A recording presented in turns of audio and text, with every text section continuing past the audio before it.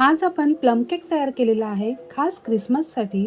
करायला अगदी सोपा, नक्की एकदा तरी करून बघा आणि ओव्हनचीही आवश्यकता नाही.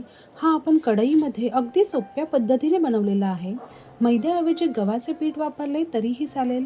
बघा काय सुंदर दिसतोय हा केक. रेसिपीसाठी व्हिडिओ शेवटपर्यंत नक्की बघा आणि लाईक करा आणि अशाच रेसिपीसाठी चॅनलला नक्की सबस्क्राईब करा. सर्वात पहिले इथे मी मार्केटमध्ये सहज उपलब्ध असलेले मिक्स ड्रायफ्रूट्स घेतलेले आहेत आणि त्यासोबतच काजू, बदाम, पिस्ता, अक्रोड, बेदाणे, काळे मनुके घालून सर्व एकूण 150 ग्रॅम घेतलं आहे.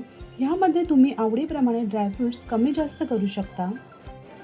हे सर्व ड्रायफ्रूट्स भिजवण्यासाठी जास्त करून रम किंवा वाईनचा वापर करतात, पण इथे आपण फ्रेश संत्र्यांचा ज्यूस वापरणार आहोत. त्याऐवजी तुम्ही मिक्स फ्रूट ज्यूसही वापरू शकता.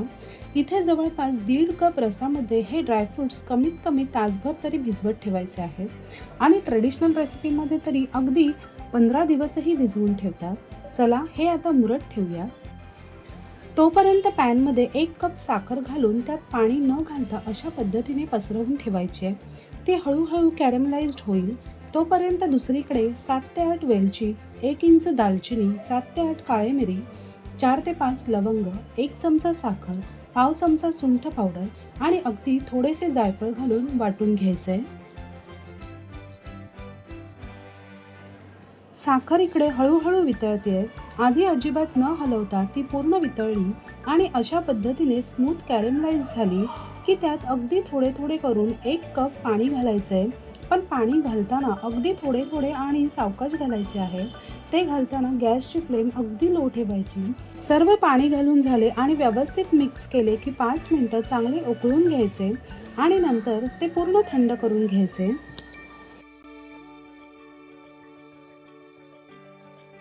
ते पूर्ण थंड होईपर्यंत दुसरीकडे केक टीन रेडी करून घेऊयात. त्यात बटर पेपर घालून थोड्याशा तेलाने ग्रीस करून घ्यायचं आहे.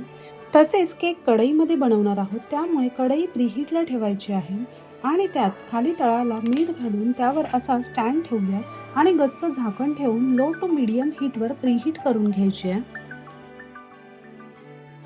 केक टीनही तयार आहे. कढईही गरम करायला ठेवलेली आहे.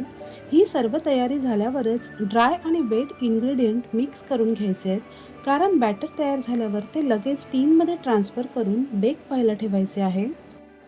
बॅटर तयार करण्यासाठी इथे पूर्ण थंड झालेले कॅरेमल घ्यायचे आहे. आता त्यात 2 कप मैदा, 4 spoon milk powder, 1 spoon baking powder, अर्धा स्पून बेकिंग सोडा, 4 चमचे कोको पावडर घेऊन सर्व जिन्नस चाळून घ्यायचे. ही स्टेप फार महत्त्वाची आहे, ती स्किप करू नका. आता यामध्ये तयार केलेली खडे मसाल्यांची पूड घालायची आहे.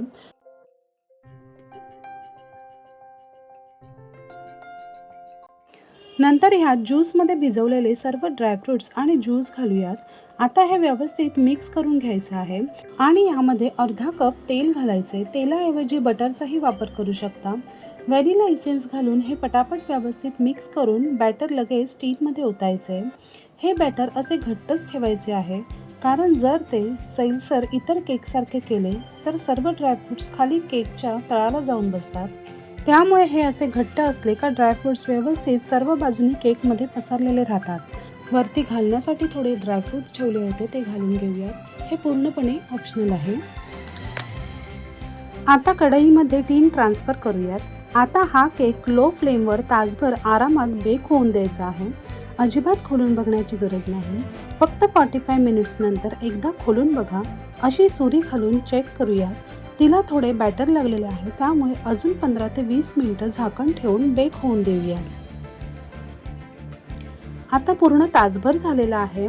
आता एकदा चेक करूयात आणि गॅस बंद करूयात. टीन बाहेर काढून पूर्ण थंड करून घ्यायचं आहे. इथे पूर्ण ड्रायफ्रूट्सने लोडेड असा प्लम केक तयार आहे. बघा किती मॉइस्ट झालेला आहे आणि त्यातील ड्रायफ्रूट्स पण खाली जाऊन तळाला बसलेले नाहीत. ह्या क्रिसमसला नक्की ट्राय करा आणि घरी बनवलेला फ्रेश प्लम केक मुलांसोबत एन्जॉय करा. रेसिपीला लाईक, शेअर आणि चॅनलला नक्की सबस्क्राईब करा. धन्यवाद.